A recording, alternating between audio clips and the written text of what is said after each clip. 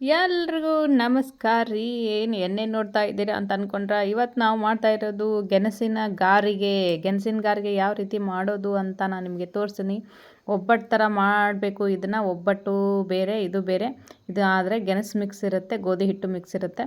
ಮತ್ತು ಏನೇನು ಮಾಡಿರ್ತೀನಿ ಅಂತ ಲಾಂಗ್ ವಿಡಿಯೋದಾಗ ಹಾಕಿ ನೋಡಿರಿ. ಬಿಸಿ ಬಿಸಿ ಗಾರ್ಗಿ ಮಾಡಿಕೊಂಡು 1 ತಿಂಗಳ ಇಟ್ಕೊಂಡು ತಿನ್ಬೋದು ನೋಡಿರಿ. ಇದನ್ನು ಡೆಲಿವರಿ ಟೈಮ್ನಾಗ ಬುತ್ತಿ ಕೊಡ್ತಾರಲ್ಲ, ಬುತ್ತಿ ತವ್ರ ಮನೆಯಾಗಿದ್ದ ಬುತ್ತಿ ಬರ್ತೈತಲ್ಲ, ಅದ್ರಾಗ ಇದನ್ನು ಸ್ಪೆಷಲ್ಲಾಗಿ ಮಾಡಿ ಇಡ್ತಾರೆ ನೋಡಿರಿ.